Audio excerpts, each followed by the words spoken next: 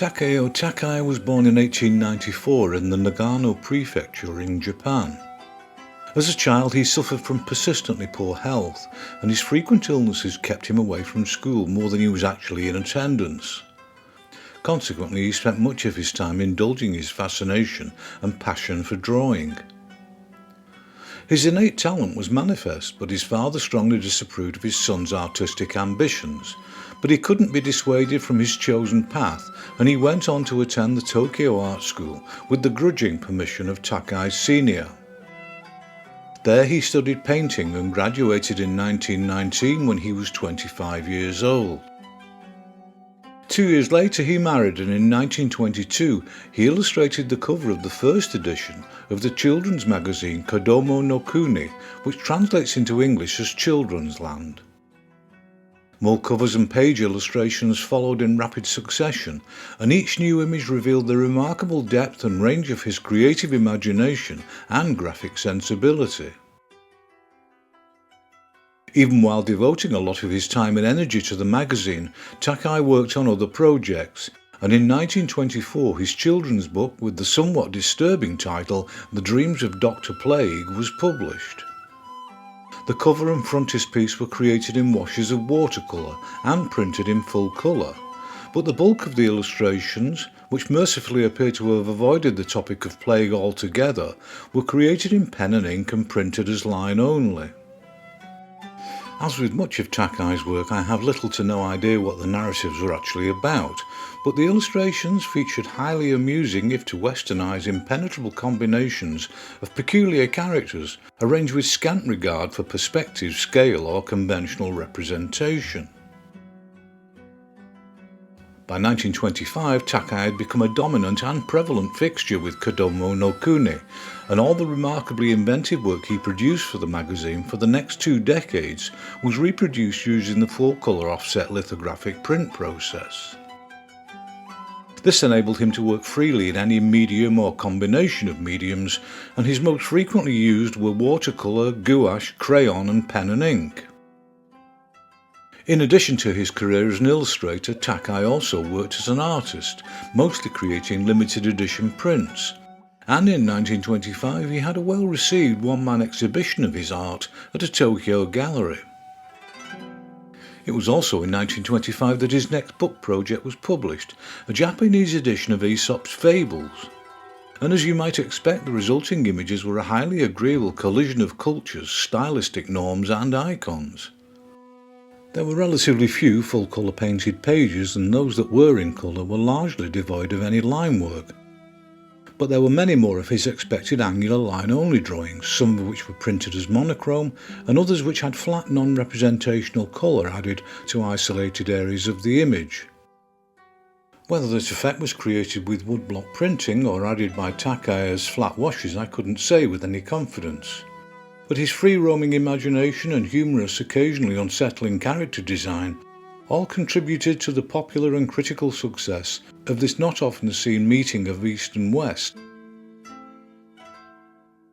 Takei continued to create many images for publication in Kodomo no Kuni, and compared to some of his contemporaries who were already pursuing more Western-influenced styling, which would later lead to the more commercialized mainstream aspects of manga, his work remained highly distinctive. Only his colleague Shigeru Hatsuyama explored such daringly unconventional image creation with similar success at the time. In 1926, Takei published another children's book, The Story of King Ramu Ramu, featuring a colour-washed frontispiece illustration. But as with previous projects, all others were monochrome line only, with solid blacks and some textures created with stippling and hatching. Again, I can shed no light whatsoever on the nature of the story, other than that it manifestly concerns the eponymous protagonist and various other characters in what was obviously a European-style fairy tale world, but with evidently surreal aspects. And as with so much of his other work, Takei's use of white space, solid black and pure line work was textbook perfect. In 1927, Takei was responsible for establishing the Japanese Association for Children's Illustrators with a group of his contemporaries. and now arguably the most popular and respected of that community, he also published the book The Animal Village. The double-page spreads featured throughout this engaging volume were all line-only, and quite typical of his expressive, if confounding, use of pen and ink. Where his Western counterparts would either use a consistent same-size line, or to one extent or another use the thick and thin range of marks of more calligraphic strokes, Takei was considerably more wayward in its application, and broke many of the perceived rules associated with this technique. The question arises, for me at least, did he not know about these conventions, which seems unlikely, or did he not care, taking a far more randomised attitude to line and its expressive powers?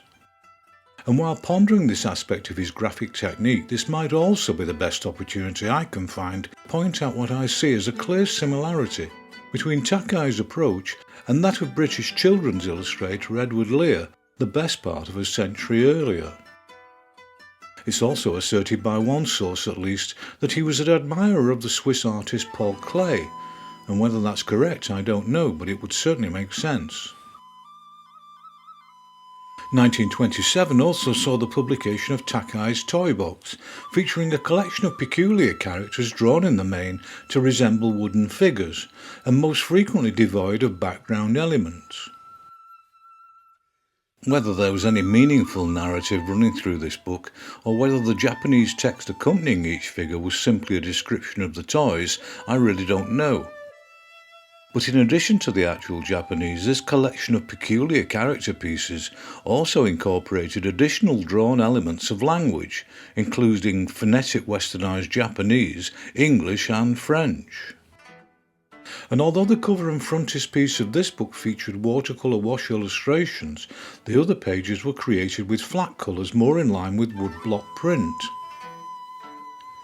1928 saw another creative collision of East and West with Takei's edition of the Tales of Hans Andersen. And because of the familiarity of the narratives created by Andersen, it's relatively easy for Westerners in this case to recognise most of the stories illustrated. This is Takei's interpretation of Thumbelina, created entirely in line only, and although it bears little if any resemblance to any other edition in stylistic terms, the basic elements of the story obviously remain intact. The same is equally true of the other illustrations in this book, even if they frequently feature details that don't make sense when compared to the originals. Neither this, or for that matter any other of Takei's books, were printed in the West at this time, so we'll never know how they would have been received by those more accustomed to the fantasy worlds and more conventional British and European style illustration techniques of Arthur Rackham and Edmund Dulac. 1928 was obviously Takei's year for Western stories because he also applied his imagination and graphic technique to Carlo Collodi's 1883 Italian fantasy masterpiece, Pinocchio. For this book, Takei worked exclusively in full-colour washes, which were held together by his spidery line work. Each of these engrossing double-page spreads incorporated the Japanese text with his very horizontally composed illustrations. And although there were manifestly some Japanese elements featured, Takei obviously made the decision to keep the story in an Italian world of Collodi's historical period, or at least an attempt at it. And again, I find it a great pity that Westerners did not get to see this outrageously distinctive visualization at the time. But of course in Japan it was, like all his creations, highly popular and a significant highlight in his body of illustrated work. This prodigious outpouring of book illustration was produced while Takei maintained his prolific career in art, and he simultaneously continued to be one of the most frequent and popular contributors to Kodomo no Kuni. The covers he was creating in this period showed no signs of a decline in either the formidable power of his imagination or his visually distinctive and generally playful graphic approaches. In 1931 he was actually appointed art editor, which must have added considerably to his already unprecedented workload. But within a couple of years he ended his decade-long association with the magazine and turned increasingly towards his career as a printmaking artist. Nevertheless, in 1936 he illustrated a book titled Children's Days in Japan, published with English text. And as well as a highly attractive cover image, the book featured some watercolour illustrations which were considerably more accessible to Western viewers.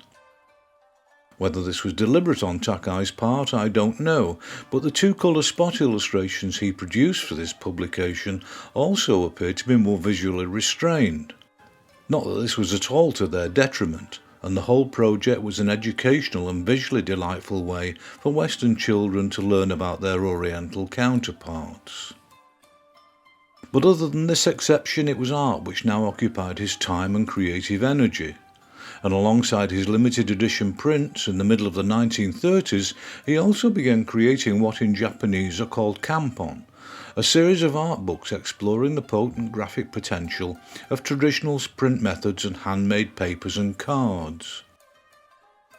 These were self-published as limited editions, and although they contained illustrated material, they were nevertheless considered to be an aspect of his work as an artist, just like his limited edition prints. And I doubt that you will be surprised to learn that original editions of these books now fetch spectacularly high prices at auction. During the Second World War, he continued to have success with his art, even if the country had more urgent things to consider. And it was during the war years that Takei suffered the misfortune of having a lot of his original artwork destroyed by a fire at his home and studio. By the time the war was over, he was no longer working at all as a commercial illustrator, although he did create a large number of stylish, compelling designs for ex libris bookplates, which invariably featured some sort of illustrated device, however graphically abstracted.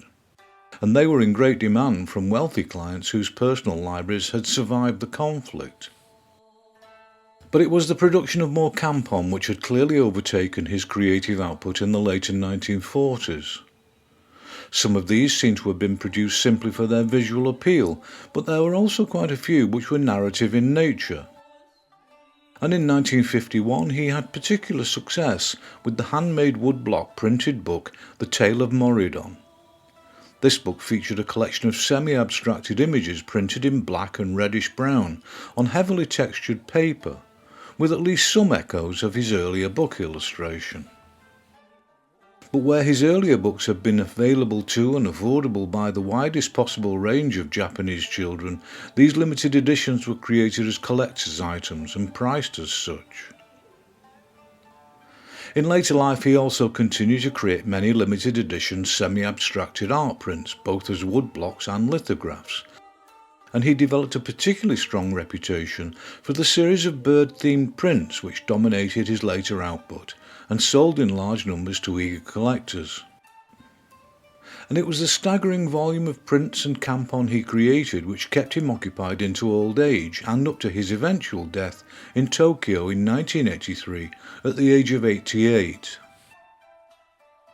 In Japan, Takeo Takei is rightly well remembered and respected for his art and illustration, and in 1998 the ILF Doga Museum was opened in Okaya, Nagano, and it exhibits many examples of his work. But even now, despite the more globally aware cultural society we live in, he is far from widely known outside his own country. And the young of Europe and the USA seem to be far more preoccupied by the more westernized conventions of 20th century manga and anime. How much of the abiding strange quality of Takei's work is simply because as Westerners, very few of us are immersed in Japanese culture, and how much would have been equally odd or not to a Japanese audience I really couldn't say. Personally, Takei's images have an effect on me similar to when I look at the paintings of some of my favourite artists such as Hieronymus Bosch or René Magritte, and I haven't got the slightest clue what is going on and what they might mean. So for me at least, Takei's work retains a welcome rich vein of mystery and unknowable delights, and I'm more than happy with that to remain the case.